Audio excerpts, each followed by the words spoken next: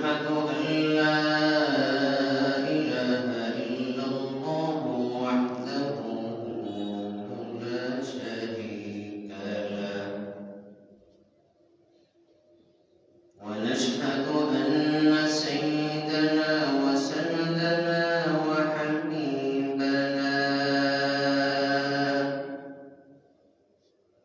وحبيب ربنا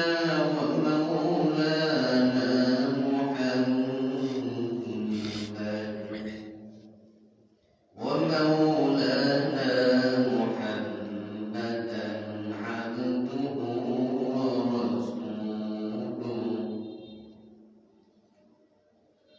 الذي أرسله الله تعالى بالحق بشيرا ونذيرا وداعيا إلى الله بإذنه وسراجا منيرا أما بعد فأعوذ بالله من الشيطان الرجيم بسم الله الرحمن الرحيم يا أيها النبي لم تحرم ما أحل الله لك تبتغي مرضات أزواجك والله غفور رحيم قد فرض الله لكم تحلة أيمانكم والله مولاكم وهو العليم الحكيم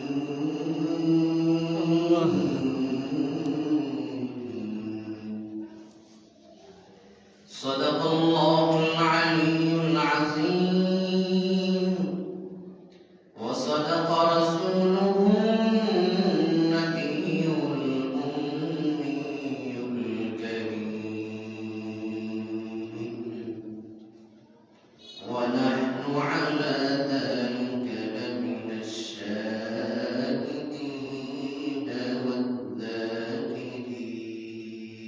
والذاكرين والحمد لله رب العالمين سبحانك لا علم لنا إلا ما علمتنا إنك أنت العليم الحكيم رب اشرح لي صدري ويسر لي أمري واحلل عقدة من لساني يفقهوا قولي সকলেই মহব্বতের সাথে দরুদ শরীফ পড়ি আল্লাহুম্মা সাল্লি আলা মুহাম্মাদিন ওয়া আলা আলি মুহাম্মাদ কামা সাল্লাইতা আলা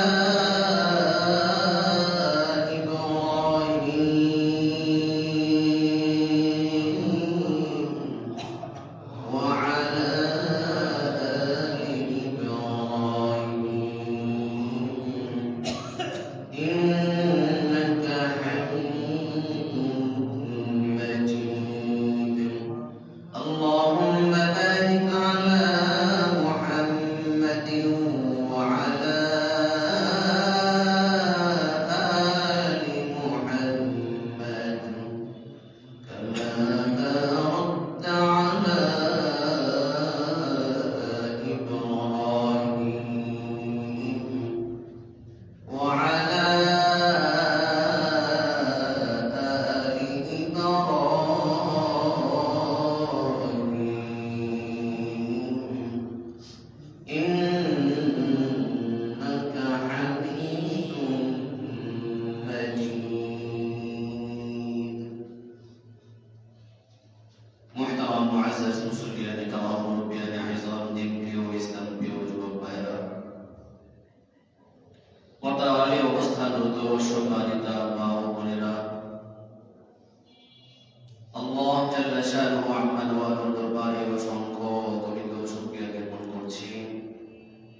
যে মহান মালিক আপনাকে আমাকে পবিত্র জুমার দিনে জুমার নামাজ আদায় করবার উদ্দেশ্যে মসজিদে এসে কিছু দিনই আলোচনা করা এবং শোনার সুযোগ করে দিয়েছেন, এই জন্য সকলের দিক থেকে কালিমাতুল শুকর আদায় করি আলহামদুলিল্লাহ। মুহতারাম হাজিরিন, আমি আপনাদের সামনে কোরআনে হাকিমের সূরা তাহরিমের প্রথম দুটি আয়াত তিলাওয়াত করেছি। আল্লাহ চাহেন তো তিলাওয়াতকৃত আয়াতগুলোকে সামনে রেখে কিছুদিন আলোচনা করার চেষ্টা করব ইনশাআল্লাহ। মুহতারাম হাজিরিন,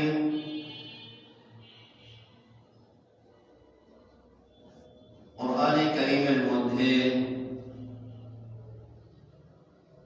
যেই কিসাস, যে ঘটনা বলা হয়েছে, সেই ঘটনাগুলো কিয়ামত পর্যন্ত মুসলিম উম্মার শিক্ষার একটা কেন্দ্রবিন্দু হিসাবে থাকবে। এটাই স্বাভাবিক, যেহেতু কোরআন কিয়ামত আগ পর্যন্ত দুনিয়াতে বহাল থাকবে, তো যে ঘটনাগুলো কোরআনে বলা হয়েছে তাও আমাদের শিক্ষার উপকরণ হিসাবেই থাকবে। তো এখানে চমৎকার কিছু বিষয় আল্লাহ পাক রব্বুল আলামিন তুলে ধরেছেন। আল্লাহ পাক রব্বুল আলামিন নবী মুহাম্মদুর রাসূলুল্লাহ সাল্লাল্লাহু আলাইহি ওয়াসাল্লামকে সামনে রেখে সম্বোধন করে বলেন, ইয়া আইয়ুহান নাবিয়্যু লিমা তুহাররিমু মা আহাল্লাল্লাহু লাক। হে নবী মুহাম্মদ, লিমা তুহাররিমু মা আহাল্লাল্লাহু লাক, আপনি কেন নিজের উপর হারাম করলেন এমন বস্তু, আপনি কেন নিজের উপরে এমন জিনিসকে হারাম করে নিলেন যেটা আল্লাহ পাক রব্বুল আলামিন আপনার জন্য হালাল করেছেন, এটাকে আপনি কিভাবে হারাম করলেন? কি উদ্দেশ্যে? তাবতাগী মারদাত আজওয়াজিক, তাবতাগী মারদাত আজওয়াজিক, এটা এই জন্য যে কিছু আপনার স্ত্রীদের সন্তুষ্টির উদ্দেশ্যে এমন কাজ করেছেন। আল্লাহু গফুরুর রহিম, আল্লাহ পাক রব্বুল আলামিন করে বলেন তিনি অতি ক্ষমাশীল এবং দয়ালু। তো এখানে যে বিষয় বলা হয়েছে, সহিহুল বুখারীর মধ্যে একটি ঘটনা আনা হয়েছে। উম্মাহাতুল মুমিনিন হযরত আয়েশা সিদ্দিকা রাদিয়াল্লাহু তাআলা আনহা তিনি বর্ণনা করে বলেন, রাসূলুল্লাহ সাল্লাল্লাহু আলাইহি ওয়াসাল্লাম প্রতিনিয়ত সমস্ত স্ত্রীদের খোঁজ খবর নিতেন। একটা সময় নির্ধারণ করা ছিল যে সময় তিনি প্রত্যেকের ঘরে গিয়ে খোঁজ খবর নিতেন। সেই সুবাদে রাসূলুল্লাহ সাল্লাল্লাহু আলাইহি ওয়াসাল্লাম একদিন বের হয়েছেন সমস্ত স্ত্রীদের খোঁজ খবর নেবেন। অপরদিকে হযরত আয়েশা সিদ্দিকা রাদিয়াল্লাহু তাআলা আনহা, এক riwayat-এর মধ্যে হযরত হাফসার কথা আসছে, অন্য riwayat-এ ভিন্ন স্ত্রীর কথা আসছে। তো স্বাভাবিকভাবে যখন একাধিক স্ত্রী থাকে তাদের মধ্যে একটু অন্তর্দ্বন্দ্ব থাকে, মানুষই থাকে, তাদের মধ্যেও সামান্য পরিমাণ কাজ করতে যায়। তো রাসূলুল্লাহ সাল্লাল্লাহু আলাইহি ওয়াসাল্লাম তিনি যখন এক স্ত্রী থেকে অন্য স্ত্রীর কাছে যাচ্ছেন, তখন হযরত আয়েশা সিদ্দিকা রাদিয়াল্লাহু তাআলা আনহা এক riwayat অনুযায়ী হযরত হাফসা দুইজনে মিলে অন্য স্ত্রীদেরকে নিয়ে তারা পরামর্শ করলেন যে রাসূল আজকে হযরত যায়েনাবের ঘর থেকে বের হওয়া মাত্র যার কাছেই যাবে, যদি তোমার কাছে যায় তাহলে তুমি, যদি আমার কাছে আসে আমি রাসূলকে বলবো যে ইয়া রাসূলুল্লাহ, আপনার মুখ থেকে কেমন যেন একটা দুর্গন্ধ আসতেছে। কিসের দুর্গন্ধ? এটা মাগাফিরের দুর্গন্ধ। মাগাফির কাকে বলে? মাগাফির বলা হয় এটা একটা দুর্গন্ধ জাতীয় খাদ্য, তৎকালে ছিল। এটা খাইলে মানুষের মুখের থেকে যেমন কাঁচা পেঁয়াজ খেলে একটা দুর্গন্ধ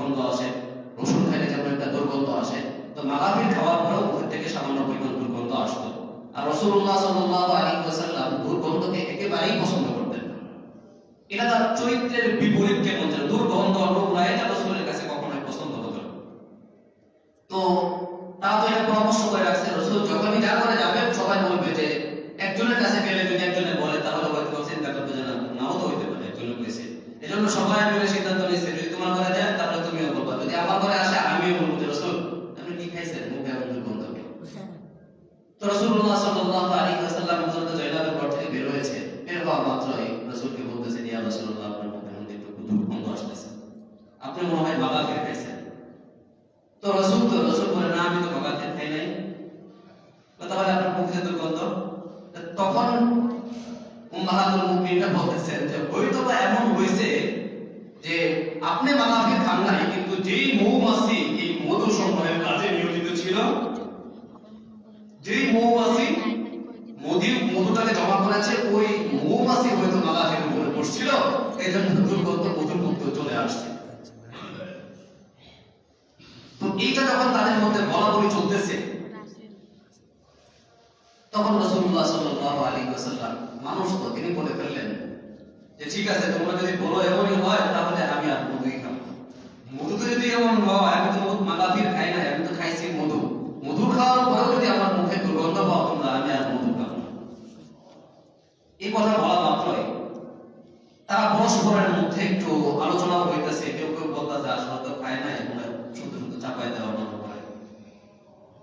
আল্লাহ তাআলা ওহী প্রেরণ করে দিয়েছেন, রাসূল লিমা তুহাররিমু মা আহাল্লাল্লাহু লাক, আপনার উপর আল্লাহ যা হালাল করেছেন কেন আপনি হারাম করলেন এটাকে?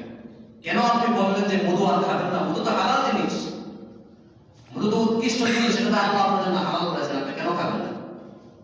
মধু খাইছেন আর বেশি করে খাবেন। আপনি এটা করছেন কেন? আপনি অন্য স্ত্রীদেরকে একটু খুশি করার জন্য, তারা যেন এটা না বোঝে যে তাদের প্রতি আপনি একটু হাবা, দরকার পড়ে মধুই খাবেন না এমনটা বলে ফেললেন কেন? কিছু স্ত্রীদের সন্তুষ্টির উদ্দেশ্যে এমনটা করেছেন। এখন আপনি ভাবতে পারেন আবার যেটা আপনি গুনাহ করে ফেলেছেন, অন্যায় করে ফেলেছেন, যে হালাল জিনিসটাকে আপনি হারাম করে দিয়েছেন, নিজের উপর নিষিদ্ধ করে দিয়েছেন। না, বিষয়টা আবার এমন না।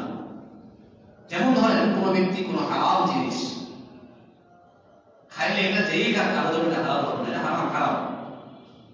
কোন হালাল জিনিস খাইতেই হবে এমনটা জরুরি না। ভাত আপনাকে খাইতেই হবে, না খাওয়া ছাড়া কোনো উপায় নাই না। মাছ আপনাকে খাইতেই হবে এমনটা জরুরি না, গোশত খাইতেই হবে এমনটা জরুরি না, ফল খাইতেই হবে এমনটা জরুরি না। অর্থাৎ প্রত্যেকটা হালাল জিনিস না খাওয়ারও বৈধতা আছে। হালাল জিনিস কোনো সমস্যা নেই, কেউ না খাইলে না খাইলে। তো বিষয়টা ছিল এমন, এটা আহামরি তেমন কিছু না। আল্লাহ বলেছেন যে আল্লাহু গফুরুর রহিম, আল্লাহ তাআলা কিন্তু দয়াশীল, ক্ষমাশীল। আপনার ভয় পায় না, আপনি অন্যায় রেখেছেন, ঘটনা ঘটছে, কিন্তু ঘটনাটা আপনার জন্য সুন্দর হয় নাই। কিন্তু রাসূল আপনার জন্য সুন্দর হয় নাই যে সামান্য স্ত্রীদের সন্তুষ্টি করবার উদ্দেশ্যে আপনি একটা হালাল জিনিস কি বলবেন আমি খাবো না, না এটা হতে পারে না। তো যে বিষয়টা বলতে চাচ্ছি, আহলুস সুন্নাত ওয়াল জামাআত তাদের ধারণা হচ্ছে, তাদের আকীদা হচ্ছে, তাদের বিশ্বাস হচ্ছে হযরত আদম আলাইহিস সালাম থেকে শুরু করে আখিরি নবী মুহাম্মদুর রাসূলুল্লাহ সাল্লাল্লাহু আলাইহি ওয়াসাল্লাম পর্যন্ত দুনিয়াতে মানব জাতির পথ প্রদর্শনের জন্য, হেদায়েতের পথ দেখাবার জন্য যত পয়গম্বর আগমন করেছেন, কোন একজন পয়গম্বর তার জীবনে কোন একটা গুনাহ করেন নাই। সুবহানাল্লাহ, কোন একটা গুনাহ করেন নাই। তো আল্লাহ পাক রব্বুল আলামিন মানব জাতিকে সৃষ্টি করেছেন দুইটা সৃষ্টির মধ্যবর্তী একটা সৃষ্টি। একটা সৃষ্টিকে আল্লাহ পাক রব্বুল আলামিন বানিয়েছেন এমন যেই সৃষ্টির মধ্যে গুনাহ করবার যোগ্যতা নাই, গুনাহ করে না, করার যোগ্যতাই নেই। একজন অন্ধ ব্যক্তি, সে দেখার যোগ্যতা নাই, সে দেখবে কি করে, গুনাহ করবে কি করে? অর্থাৎ সে কোনো খারাপ কাজ করবে এই যোগ্যতা দিয়ে আল্লাহ তারে বানায় নাই। কথা বুঝতে পারতেছেন? একজন মানুষ সে গুনাহ করে না, কিন্তু গুনাহ করার যোগ্যতা আছে। আর আমাদের পার্শ্ববর্তী আরেকটা উল্লেখযোগ্য সৃষ্টি, যেই সৃষ্টি গুনাহ করবার মতো ক্ষমতাই আল্লাহ দেন নাই, গুনাহ করতে পারবে না। অর্থাৎ সে যা করবে সব সরাসরি ভালো কাজ, এখানে খারাপ করবার মতো যোগ্যতা তাকে আল্লাহ দেন নাই। এই সূরা তাহরীমের মধ্যে ওই সৃষ্টি সম্পর্কে আল্লাহ পাক রব্বুল আলামিন বলেছেন যে লা ইয়াসুনাল্লাহা মা আমারাহুম ওয়া ইয়াফআলুনা মা ইউমারুন। তাদের সৃষ্টির ধরন কেমন? তারা হচ্ছেন এমন সৃষ্টি, যেই সৃষ্টি লা ইয়াসুনাল্লাহ, আল্লাহ তাআলার অবাধ্যতা করবার মতো ক্ষমতা তাদের নাই। তাহলে তারা করে কি? কয় মা আমারাহুম, তাদেরকে আল্লাহ যা আদেশ দেন, ওয়া ইয়াফআলুনা মা ইউমারুন, আল্লাহর আদেশ অনুযায়ী যথাযথভাবে তা সব সময় তারা পালন করে। একটা সৃষ্টি। তারা কারা? তারা বলেন ফেরেশতা। তারা কারা? ফেরেশতা। ফেরেশতাদেরকে আল্লাহ পাক রব্বুল আলামিন গুনাহ করবার মতো ক্ষমতা দেন নাই। উনি যে ইচ্ছা করবে গুনাহ করে ফেলবে না, গুনাহ করার ক্ষমতা নাই। কেমন যেন তার চোখ নাই এমন ব্যক্তিকে বলা হয় দেখো দেখো কি করে, তার দেখার ক্ষমতা নাই। আল্লাহ ফেরেশতাকে বানাইছেন এমন ভাবে যাকে গুনাহ করবার মতো ক্ষমতাই আল্লাহ দেন নাই। এটা মানুষের পার্শ্ববর্তী একটা সৃষ্টি। আরেকটা সৃষ্টি হলো এমন সৃষ্টি, যেই সৃষ্টি গুনাহ ছাড়া অন্য কিছু করতে পারে না, কোনো নেক কাজ করতে পারে না। সে শুধু গুনাহ করতে পারে, সে যা করবে তাই গুনাহ, সে কোনো নেক কাজ করবার মতো ক্ষমতা আল্লাহ তাআলা দেন নাই। তাহলে মানুষের পার্শ্ববর্তী এক সৃষ্টি হলো এমন সৃষ্টি, যে নেক কাজ ছাড়া কিছু করতে পারে না, গুনাহ করার ক্ষমতা তার নাই। মানুষের পার্শ্ববর্তী আরেক সৃষ্টি, যেই সৃষ্টিটা শুধুমাত্র গুনাহ করতে পারে কিন্তু সে কোনো নেক কাজ করতে পারে না। তারা কারা? তারা হলো শয়তান। শয়তান যা করবে সবই অন্যায়, যা করবে সবই অন্যায়। এজন্য শয়তান মাঝে মাঝে মানুষকে নেক স্রোতে ঢোকা দেয়। দেখতে মনে হচ্ছে কাজটা ভালো, কিন্তু ভিতরে শয়তানি। ওই যে বলে ভিতরে শয়তানি। তাহলে শয়তানের মধ্যে আল্লাহ পাক রব্বুল আলামিন এমন ক্ষমতাই দেন নাই, যেই ক্ষমতা বলে সে নেক কাজ করবে।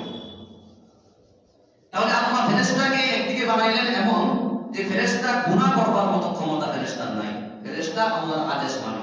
আল্লাহ যেহেতু হাকীম, আল্লাহ কখনো খারাপ কাজের আদেশ দেয় না। যেহেতু আল্লাহ খারাপ কাজের আদেশ দেন না, ফেরেশতা তাই করে আল্লাহ যা আদেশ দেন, তাহলে ফেরেশতা শুধুমাত্র কেবলমাত্র নেক কাজ করে, গুনাহ করার ক্ষমতা তার নাই। শয়তান এমন সৃষ্টি, শয়তান শুধু গুনাহ করতে পারে কিন্তু কখনোই সে কোনো নেকের কাজ করতে পারে না। তো এই দুই সৃষ্টির সংমিশ্রণে আল্লাহ পাক রব্বুল আলামিন মানব জাতিকে সৃষ্টি করেছেন। আল্লাহ মানব জাতির মধ্যে, মানুষের মধ্যে দুই গুণ দিয়েছেন। ইচ্ছা করলে সে নেক কাজও করতে পারে, ইচ্ছা করলে সে গুনাহও করতে পারে। আল্লাহ পাক রব্বুল আলামিন মানুষের মধ্যে দুটোটা ক্ষমতা দিয়েছেন। জিনের শয়তানের ক্ষমতাও দিয়েছেন, ফেরেশতার ক্ষমতাও দিয়েছেন। এই জন্য আল্লাহ পাক রব্বুল আলামিন আশরাফুল মাখলুকাত বানিয়েছেন। সমস্ত সৃষ্টির মধ্যে সর্বশ্রেষ্ঠ স্থান দিয়েছেন। কেন দিয়েছেন? তার মধ্যে উভয় সৃষ্টির যে গুণ, ওই গুণটা আল্লাহ মানুষের মধ্যে দিয়েছেন। এজন্য মানুষ ইচ্ছা করলে গুনাহ করতে পারে, ইচ্ছা করলে আবার নেক কাজও করতে পারে। দুটো ক্ষমতা তাকে দেওয়া আছে, একটা না, দুইটা সংমিশ্রণ মানুষ। তো আল্লাহ পাক রব্বুল আলামিন দুনিয়ার মধ্যে যত মানব প্রেরণ করেছেন, আহলুস সুন্নাহ ওয়াল জামাতের মধ্যে সর্বশ্রেষ্ঠ স্তর হচ্ছে আম্বিয়া আলাইহিস সালাতু ওয়াস সালাম। নবীদের স্তর হচ্ছে পৃথিবীর সর্বোচ্চ। ওই তাদের ব্যাপারে আমাদের আকীদা এবং বিশ্বাস হচ্ছে তারা কখনো গুনাহ করেন নাই। গুনাহ করার যোগ্যতা আছে, বুঝতে হবে, গুনাহ করার যোগ্যতা আছে, কিন্তু কখনোই তারা গুনাহ করেন নাই। আল্লাহ করতে দেন নাই, বলা দিয়েছে, কিন্তু যোগ্যতা আছে। এর মধ্যে কোন একজন নবীর ব্যাপারে সে যদি স্তরের দিক দিয়ে নিজেও বলে থাকে, কোন ব্যক্তি যদি কোন একজন নবীর ব্যাপারে বিরূপ মন্তব্য করে কিংবা তাকে কোনো গালি লেপন করার চেষ্টা করে, সে যেই হোক না কেন, সে আমার মতো দাড়িওয়ালা টুপিওয়ালা হোক না কেন, সে যত বড় দলের নেতাই হোক না কেন, সে নিশ্চিতভাবে গুমরাহ, সে নিশ্চিতভাবে গুমরাহ, সে গুমরাহ হবে। কারণ যিনি আসছেন পথ দেখাইতে, তাকে আপনি ভুল বললে কেমন হবে? তাকে ভুল বললে হবে না, আপনি পথ পাবেন না, আপনি পথ হারা হবেন, আপনি নিশ্চিতভাবে গুমরাহ। তাহলে সর্বশ্রেষ্ঠ মানব জাতি কারা? মানব জাতির মধ্যে সর্বোচ্চ স্তরে আছে আম্বিয়া আলাইহিস সালাতু ওয়াস সালাম। হযরত আদম থেকে শুরু করে মুহাম্মদুর রাসূলুল্লাহ সাল্লাল্লাহু আলাইহি ওয়াসাল্লাম পর্যন্ত দুনিয়ার বুকে যত নবী আসছেন, তারাই সুবহানাল্লাহ। এরপরে কারা? এরপরে হচ্ছেন সাহাবায়ে কেরাম রাদিয়াল্লাহু তাআলা আনহুম আজমাইন। কই তাদের অবস্থান কেমন? কই তাদের অবস্থান হচ্ছে এমন তারা গুনাহ করেছে। সব সাহাবী রাসূলদের মতো পুত পবিত্র না, গুনাহ করেছে। সব সাহাবী রাসূলদের মতো পুত পবিত্র না যে তারা কোনো গুনাহ করেন নাই, গুনাহ করেছে।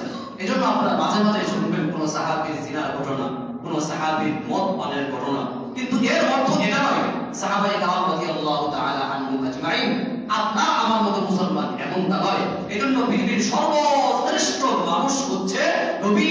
যত নবী আসছে সব নবী, এর পরে তাদের স্তর হচ্ছে সাহাবায়ে কেরাম রাদিয়াল্লাহু তাআলা আনহুম আজমাইন। তারা গুনাহ করার যোগ্যতাও ছিল তাদের, কিন্তু এখানে বোঝার বিষয় হচ্ছে সাহাবায়ে কেরাম রাদিয়াল্লাহু তাআলা আনহুম আজমাইন প্রত্যেকটা সাহাবীর ব্যাপারে আল্লাহ পাক রব্বুল আলামিন ঘোষণা দিয়ে দিয়েছেন যে এরা হচ্ছেন এমন মানুষ যাদেরকে গুনাহ করার পরেও আমি আল্লাহ তাদেরকে দুনিয়ার বুকেই ক্ষমার ঘোষণা করে দিয়েছি। সুবহানাল্লাহ।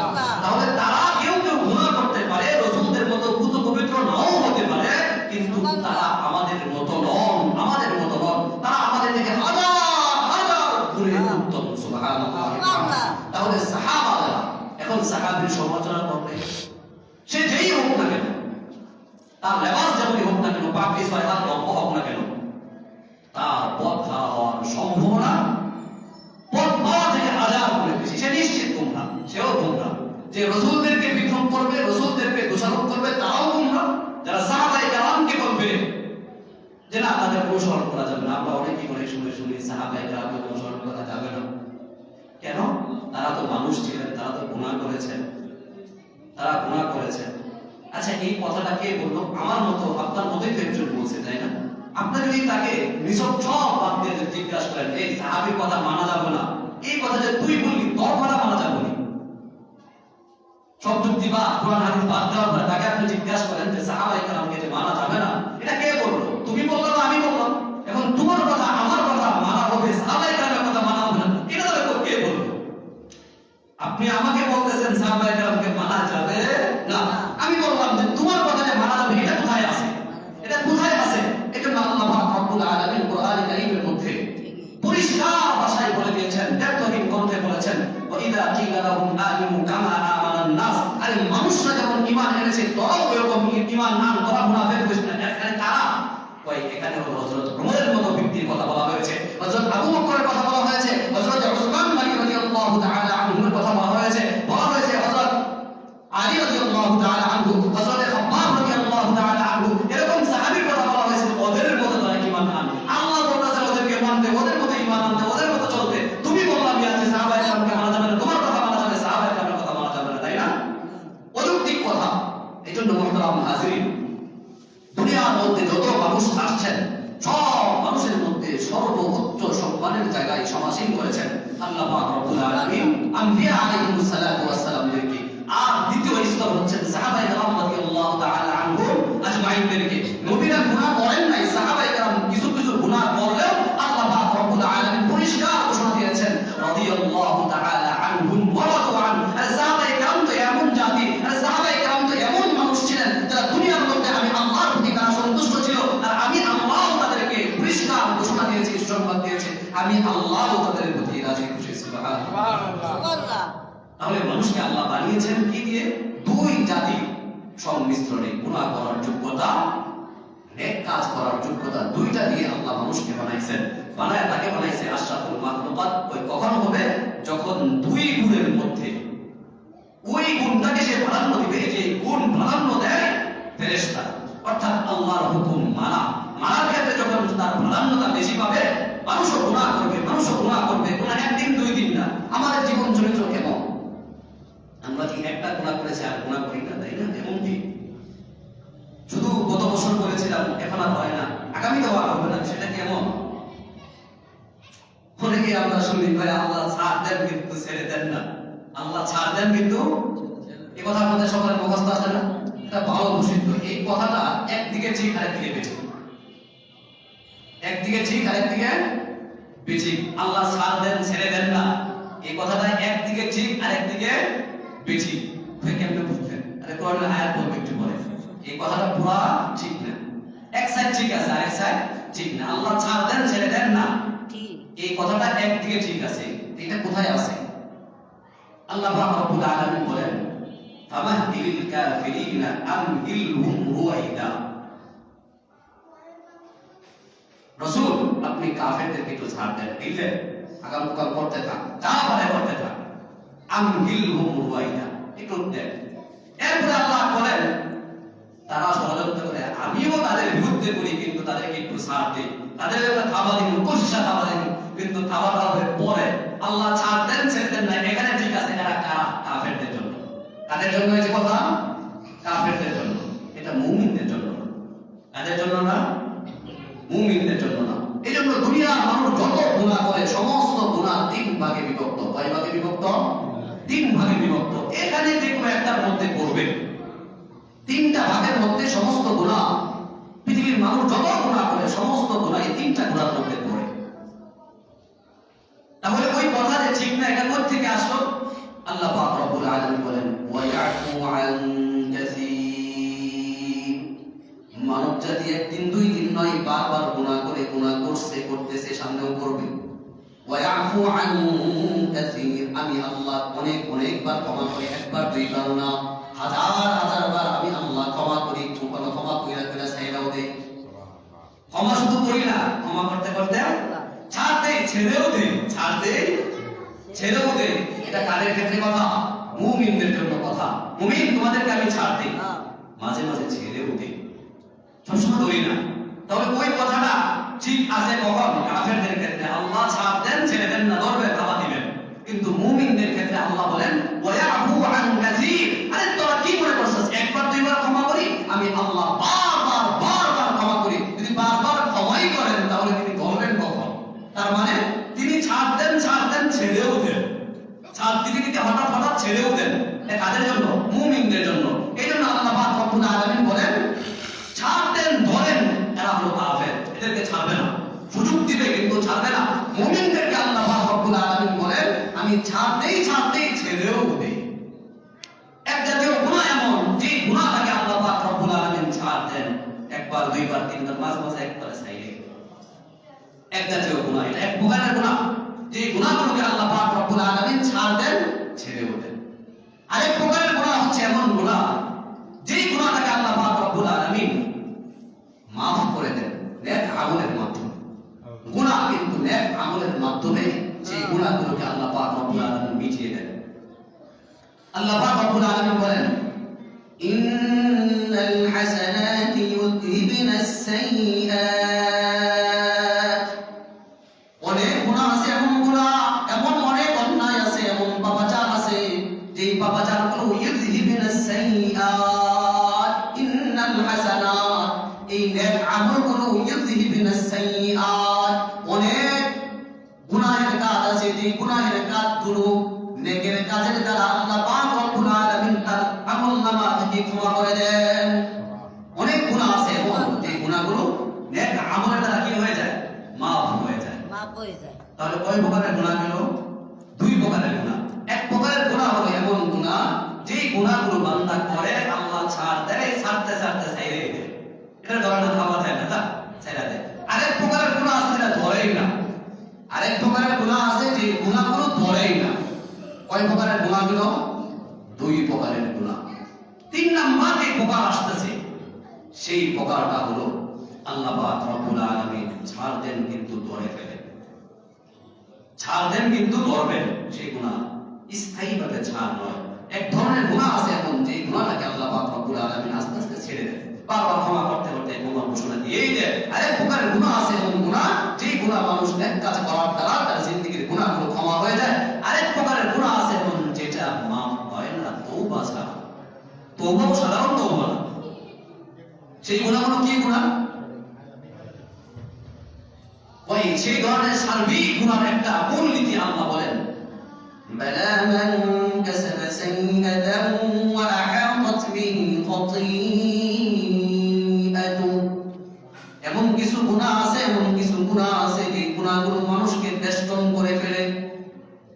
অর্থাৎ মানুষ এমন ভাবে গুনাহের মধ্যে লিপ্ত হয়, একবার গুনাহ করছে, করার পরে আবার সেই গুনার মধ্যে আবার লিপ্ত, আবার গুনাহ করছে, আবার গুনাহের মধ্যে লিপ্ত, আবার গুনাহ করছে, আবার গুনাহের মধ্যে লিপ্ত। এরকম কিছু গুনাহ আছে যে গুনাহগুলোর কারণে বালা মান কাসাবা সাইয়্যাতাহু ওয়া আহাতাত বিহি খাতিআতুহু ওয়া আহাতাত, তাকে বেষ্টন করে নিয়েছে চতুর্দিক থেকে খাতিআতুহু, তার ভুল। অর্থাৎ সে সর্বদাই এমন কিছু আমল সে এটা থেকে ফিরে না, সর্বদাই করে থাকে। তো এই গুনাহগুলো এমন গুনাহ যে গুনাহগুলোকে আল্লাহ ছেড়ে দেন। তাহলে এই তিন প্রকার গুনাহের মধ্যে ভয়ঙ্কর কোন প্রকার গুনাহ? শেষ প্রকারের গুনাহ, যেই গুনাহের মধ্যে আল্লাহ কি করেন না, একেবারে ছেড়ে দেন না। কয় কেমন গুনাহ? গুনাহের একটা নীতি বলতেছেন যে গুনাহটা এমন যে গুনাহটা তাকে বেষ্টন করে ফেলেছে, তার সামনে গুনাহ, পিছনে গুনাহ, ডানে গুনাহ, বামে গুনাহ, চতুর্দিকে সে গুনাহের মধ্যে লিপ্ত। এই গুনাহটাকে আল্লাহ ক্ষমা করেন না। সমাজের মধ্যে বড় ডাকটাই না বললে কিছু গুনাহ আছে এমন যে গুনাহের মধ্যে সবাই লিপ্ত, নারী, পুরুষ, মহিলা, যুবক, বৃদ্ধা, সব বৃদ্ধ বলে এই দাড়িওয়ালা, টুপিওয়ালা, কাপড়ওয়ালা, পাঞ্জাবিওয়ালা, পাগড়িওয়ালা, আপনাদের মতো দাড়িওয়ালা নামাজি ব্যক্তি, ওই অধিকাংশ মানুষ কিছু গুনাহের মধ্যে লিপ্ত। নিজেদের অজান্তেই সেই গুনাহ আমাদের দ্বারা হয়ে যাচ্ছে। কোন গুনাহ? ওই সর্বসময় এই গুনাহের মধ্যে আমরা লিপ্ত থাকি। কি গুনাহ সেটা? বর্তমান হলো এই যে বড় মোবাইল গুলো আছে, আসেনি? এটার মধ্যে অস্বীকার করার কোনো সুযোগ নাই। মা বোনরাও শরীক, মেয়েও শরীক, মাও শরীক, দাদিও শরীক, চাচিও শরীক, বৃদ্ধও শরীক, বৃদ্ধাও শরীক, যুবক, জওয়ান যা আছে সবাই এই গুনাহের মধ্যে লিপ্ত। এটা একটা তরবারির মতো। এই তরবারি দ্বারা যেমন ভালো কাজ করা যায়, অন্যকে হত্যাও করা যায়। এটা একটা যন্ত্র, তান্ত্রিক বিষয়, যন্ত্র এটা। এটাকে আপনি ভালো কাজে ব্যবহার করলে ভালো কাজ হবে, ভালো কাজে ব্যবহার না করলে আপনার জীবন ধ্বংস করার জন্য এটাই যথেষ্ট। এই গুনাহটা কেমন? সবাই মিলে করতেছে, তাদের সব গুনাহ এই একই কাজ। বুড়াও সেই কাজ করতেছে, বুড়িও সেই কাজ করতেছে, যুবক সেই কাজ করতেছে, ওই যুবতীও সেই কাজ করতেছে, নারী সেই কাজ করতেছে, পুরুষও সেই কাজ, এমনকি ছোট ছোট বাচ্চাও সেই গুনাহের মধ্যে লিপ্ত। অটোমেটিক সে এখানে পয়সা নিজের অজান্তে ছবি দেখতেছে, বিভিন্ন নায়ক নায়িকা উলঙ্গ ছবি দেখতেছে, কিন্তু এটাকে পাপ মনেও করা হচ্ছে। এটা এক ধরনের পাপ, এটা বড় ধরনের গুনাহ, কিন্তু আমরা এটা গুনাহই মনে করতেছি না। এজন্য আল্লাহ বলেন এই জাতীয় যে গুনাহ আছে, কিছু গুনাহ আছে এমন যেটা শুধুমাত্র পুরুষরা জড়িত, নারীরা জড়িত না। কিছু আছে শুধু নারীরা জড়িত, পুরুষরা জড়িত না, সমাজের মধ্যে ব্যাপক আকারে আছে। যেমন আরেকটা বিষয় বলি, যারা পর্দাশীল, যারা পর্দা করে, যে সমস্ত মা বোন পর্দা করেন তাদের ব্যাপারে বলি। যারা পর্দা করেন তাদের কোনো কথাই নেই, এরা তো ব্যবসা করে, এরা তো শেষ, এত পর্দা করে না। যারা পর্দা করে তাদের ব্যাপারে আল্লাহ কি বলেন দেখেন। আমরা অনেকে মনে করি পর্দার মূলনীতি বুঝি, বোরকা গায়ে দেওয়াটা কি বলে? পর্দা বলে। বোরকা গায়ে দিলে কি মনে করি? পর্দা মনে করি। বোরকা গায়ে দিলে মুখ ঢেকে রাখে, চোখ খোলা রাখে কিংবা ঢেকে রাখে না। পর্দার মূলনীতি এটা না। পর্দার মূল প্রাণ এবং উদ্দেশ্য হচ্ছে পর্দা কি জিনিস। কেউ যদি বস্তা গায়ে দিয়ে মুখটা ঢেকে ঠিক করে চলাফেরা করে, পর্দাই শরীরে হয় পর্দা, বোরকার নাম না। তাহলে কিসের নাম? মূলনীতি আছে। পর্দা করতেছে আমার মা বোন, তারা কারা? আমাদের আত্মীয়স্বজন। পর্দা করতেছে, আসলেও সেটা পর্দা নয়। পর্দার মূল উদ্দেশ্য হলো আমরা এই কালাম এবং কোরআন যেটা বলে ওয়ালা ইউদিনা সিনাতাহুন্না ইল্লা মা যাহারা মিনহা ওয়াল ইয়াদরিবনা বিখুমুরিহিন্না আলা জুনুবিহিন। পর্দা হলো এমন জিনিসের নাম যেটার দ্বারা তোমার চাকচিক্য, তোমার সৌন্দর্য মানুষ দেখতে পায় না। অর্থাৎ তোমার সৌন্দর্য যদি বোরকার কারণে আরো বেড়ে যায়, এমন বোরকা তুমি গায়ে দিয়েছো, তাহলে আল্লাহ বলেন ওইটা সুন্দর পর্দা না, অসুন্দর পর্দা। এই জন্য বোরকাওয়ালা যারা বোরকা করবে, কয়েক সেটা খারাপ কথা না, কিন্তু বোরকা যদি এমন হয় যে বোরকার কারণে আরো চাকচিক্য বেশি প্রকাশ পায়, তাহলে সেটা শরীয়ত বলে এটা পূর্ণাঙ্গ পর্দা না, অপূর্ণাঙ্গ পর্দা। বলা হয়েছে তোমার সৌন্দর্যকে তুমি ঢেকে রাখো, সৌন্দর্যকে বাহিরের মানুষ যেন দেখতে না পায়। কিন্তু তুমি এমন বোরকা পরলা যে বোরকার কারণে তোমার আরো সৌন্দর্য বেড়ে গেল, তাহলে এই বোরকার দ্বারা পর্দা হয় না, ফ্যাশন হয়। কি হয়? ফ্যাশন হয়, পর্দা হয় না। পর্দা হয় না। পর্দা হওয়ার জন্য এমন ভাবে কাপড় পরতে হবে যেই কাপড়টা তোমার সৌন্দর্যকে ঢেকে রাখবে। তাহলে সৌন্দর্য কি মানুষের? যেগুলো দেখে মানুষ আকৃষ্ট হয় এগুলোর নামই সৌন্দর্য। এগুলো তো পুরুষরা করতে পারবে না। আর পুরুষদের ব্যাপারেও কিন্তু একটা পর্দা আছে। পুরুষদের ব্যাপারেও কি আছে? পর্দা আছে। পুরুষদের ব্যাপারে পর্দা কি? পুরুষরা যখন চলবে তখন যেন এদিক সেদিক যেদিকে নজর দিলে, যেদিকে তাকাইলে গুনাহ হবে, সেদিকে পুরুষদেরকে তাকানো নিষেধ করা হয়েছে। আপনারা পর্দা আছে, আপনি ভাববেন না যে আমি তো মুক্ত না। আপনি এত স্বাধীন না যত স্বাধীন ভাবতেছেন। হয়তো আপনার গায়ে বুরকা নাই, কিন্তু আপনার চোখকে বিরত রাখা, আপনার চলাফেরাকে সংযত রাখা, এটা আপনার দায়িত্ব। তো এই যে সমাজের মধ্যে পর্দা চলতেছে কিন্তু দেখা আছে গুনাহ চলতেছে, আসলে পর্দা হচ্ছে না। এই জন্য পূর্ণাঙ্গ পর্দার জন্য, পরিপূর্ণ পর্দার জন্য ইসলাম যেটাকে বলে পর্দার মূল প্রাণ এবং উৎকর্ষ, সেটা বস্তা দিয়া হইতে পারে, চট দিয়াও হইতে পারে, সেটা জন্য কম্বল দিয়া হইতে পারে, বুরকার প্রয়োজন নাই। বুরকা না, এখানে মূল হচ্ছে যেটা, সেটা হচ্ছে তার সৌন্দর্যকে ঢেকে রাখা। এখন বুরকা যদি সৌন্দর্যকে প্রকাশ করে, তাহলে সেই বুরকা শরীয়ত পছন্দ করে না, যদিও সেটা বুরকা। তো যে গুণাগুলো আমরা যেটা আছে কিন্তু নাকি, যেমন আরেকটা গুণার আছে, যে গুণাটাকে বললে হয়তো আপনি মন খারাপ করবেন, আর মন খারাপ করলেই হয়তো করেন না, একটু বলুন না। যেমন ধরেন আমরা যারা একেবারে দাঁড়িয়ে রাখি না, এই গুণাটা কি এক সময়ের জন্য না সব সময়ের জন্য? কথা বলেন, এক সময়ের জন্য না সব সময়ের জন্য? এই গুণাটা কি? গুণা একটা বিঘা, সব সময় আপনি নামাজ পড়তেছেন, এর মধ্যে গুণা লাগতেছে। আপনি চিন্তা করেন, এই যে একটা পরিবেশ, এই পরিবেশটা অনেক সুন্দর না? অনেক সুন্দর, কিন্তু আপনার নিজের অজান্তেই এখানেও লেখা হচ্ছে। আপনার হয়তো কষ্ট লাগতে পারে যে না, বাস্তব তো বলতে হবে, এটা আমার দায়িত্ব, বলতে হবে। আপনি হজে গেছেন, যেখানে পবিত্র থেকে পবিত্রতম জায়গা পৃথিবীর আর কোথাও নাই। আল্লাহর ঘরগুলো পবিত্র বলা হয়েছে, বলা হয়েছে। রাসূলুল্লাহ সাল্লাল্লাহু আলাইহি ওয়াসাল্লাম বলেছেন, দুনিয়ার মধ্যে সবচাইতে দামি জায়গা হলো মসজিদ, আল্লাহর ঘর। এই আল্লাহর ঘরের মতো স্তর আছে, এই উত্তম জায়গাগুলো থেকে অনেক বেশি উত্তম। ওখানেও আপনার নামে গুনাহ লেখা হচ্ছে, আপনি তো বলতে পারতেন না, কিন্তু ঠিকই লেখা হচ্ছে। ওই মালা মান কাসাবা সাইয়্যাতা ওয়া রাহাত বিহি খাতিআতু, তোমার গুনাহ এমন তোমাকে চতুর্দিকে ডাইকা আছে, তুমি বুঝতাছো না, এই গুনাহর মধ্যে করে নিছো। এজন্য অনেক গুনাহ আছে সমাজের মধ্যে, যে গুনাহগুলো আমরা গুনাহ মনে করি না, এমনিতেই ছেড়ে দিচ্ছি। কিন্তু আমি আমার নামাজের মধ্যে আমি গুনাহগার, আমি আমার হজের মধ্যে গুনাহগার, আমি যত ভালো ইবাদতের মধ্যে যাই সেখানে আমি গুনাহগার, বুঝতেছি না, কিন্তু গুনাহ ঠিকই আমার বিরুদ্ধে লেখা হচ্ছে। এজন্য গুনাহ তিন ধরনের। এক ধরনের গুনাহ আল্লাহ পাক রব্বুল আলামিন বলেন যে এই গুনাহগুলো আমি ছেড়ে দেই, শুধু ছেড়ে দেই না, ছাড়তে ছাড়তে ওয়া আফু আন কাসীর, একবার ছাড়ছি, আবার ছাড়ছি, আবার ছাড়ছি, আবার ছাড়ছি। এরপর আমরা কই কয়বার গুনাহ করবি? একবার। আমি কই দিই এক কথা অনেক বেশি ছাড়ছি, সব ছাড়া এগুলো কই ছাড়তে ছাড়তে আল্লাহ ছেড়েই দেন। আরেক প্রকারের গুনাহ হলো এমন গুনাহ, যেই গুনাহগুলো আল্লাহ পাক রব্বুল আলামিন মানবদের আমলের দ্বারা, মানুষের আমলের দ্বারা এগুলোকে ক্ষমা করে দেন। আরেক প্রকারের গুনাহ হলো এমন গুনাহ, যেই গুনাহ মাফ হয় না, যেই গুনাহ থেকেই যায়। আপনি গুনাহের মধ্যে হাবুডাবু খাচ্ছেন, ডানে বামে সর্বত্র এই গুনাহ চলতেছে, এই গুনাহগুলো ক্ষমা হয় না। এই গুনাহগুলো করতে করতে এমন হয়ে যায়, গুনাহ যেটা এটা যে অন্যায়, সেটাই আমাদের মস্তিষ্ক থেকে পুড়ে যায়, না এটা অন্যায় না, এটা নয়, স্বাভাবিক। এই জন্যই বললাম, আমাদের জন্য যেমন কিছু দিক আছে, মা বোনদের জন্য কিছু দিক আছে। পর্দা করতেছেন, ভালো কথা, বাবা সুন্দর কথা, অনেক সুন্দর, কিন্তু পর্দা যেন এমন না হয় যে পর্দার কারণে আপনার চাকচিক্য আরো বেড়ে যায়, আপনার সৌন্দর্য আরো বেড়ে যায়, তাহলে শরীয়ত এই পর্দাকে পছন্দ করে।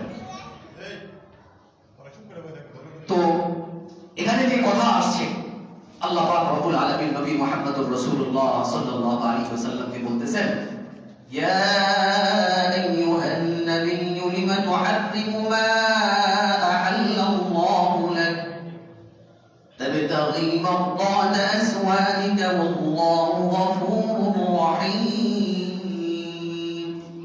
হে নবী মুহাম্মদ, আপনি কেন আপনার উপর হারাম করে দিলেন এমন জিনিসকে, যে জিনিস আল্লাহ পাক রব্বুল আলামিন আপনার উপর হালাল করে দিয়েছেন, এটা কেন করবেন? এরপরে আল্লাহ বলেন, তাবতাগি মারদাত আসওয়াদিকা ওয়াল্লাহু গফুরুর রহিম। আপনি হয়তো একটা আশা ছিল, ইচ্ছা ছিল, আপনি কিছু স্ত্রীদের মন জয় করবেন, তাদেরকে সন্তুষ্ট করবেন, কিন্তু কাজটা আল্লাহর কাছে পছন্দ হয় নাই। হয়তো নবী আপনি ভাবতে পারেন আপনার জীবনে হয়তো গুনাহ হয়ে গেছে, আল্লাহ বলেন না না, ওয়াল্লাহু গফুরুর রহিম। আল্লাহ পাক রব্বুল আলামিন আপনার এই গুনাহটাকে গুনাহ হিসাবে দেখেন না।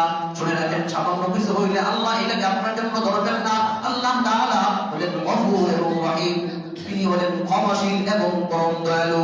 এরপরে আল্লাহ পাক রব্বুল আলামিন বলেন قد فرض الله لكم تحلة أيمانكم والله مولاكم وهو العليم الحكيم। قد فرض الله لكم تحلة أيمانكم, রাসূল আপনি কসম করে ফেলেছেন আপনি মধু খাবেন না, আপনি এটা কসম করেছেন, কিন্তু আল্লাহ পাক রব্বুল আলামিন আপনাদেরকে মুসলিম উম্মাহকে কসম থেকে বের হওয়ার জন্য পন্থা বলে দিয়েছেন। আল্লাহু মাওলাকুম, আর আল্লাহ হলেন প্রকৃতপক্ষে মুমিনের একমাত্র অভিভাবক। আল্লাহ সরাসরি মুমিনের অভিভাবক। ওয়া হুয়াল আলিমুল হাকীম, আর তিনি হলেন সর্বজ্ঞ এবং তিনি হলেন সবচাইতে জ্ঞানী। وإذ أسر النبي إلى بعض أزواجه حديثا فلما نبأت به وأظهره الله عليه عرف بعضه وأعرض عن بعض। আল্লাহ বলেন আপনার স্ত্রীরা যখন একে অপরের সাথে গোপন পরামর্শ করতেছিল, আপনি যখন তার ঘর থেকে বের হবেন আপনাকে তারা বলবে রাসূল আপনি পানাহার খেয়েছেন, আপনার মুখ থেকে দুর্গন্ধ আসতেছে এমনটা বলবে। কেউ কেউ আবার এটাকে এড়িয়ে চলতেছে। আল্লাহ বলেন ফালাম্মা নাব্বাহা বিহি ক্বালাত মান আনবাকা হাদা, আল্লাহ পাক যখন আপনাকে জানিয়ে দিলেন এই ঘটনা সম্পর্কে, তখন আপনি যখন তাদের সামনে বললেন যে তোমরা তো এমন এমন পরামর্শ করেছিলে, তোমরা এমনটা করেছিলে, বাস্তবে আমি মাগরিব খাই নাই। তোমরা নিজেরা পরামর্শ করেছিলে যে আমাকে তোমরা এমনটা বলবে, বাস্তবে কিন্তু আমি খাই নাই, আল্লাহ আমাকে জানিয়ে দিয়েছেন। তারা আপনাকে জিজ্ঞাসা করবে ক্বালাত মান আনবাকা হাদা ক্বালা নাব্বানিয়াল আলিমুল খবীর।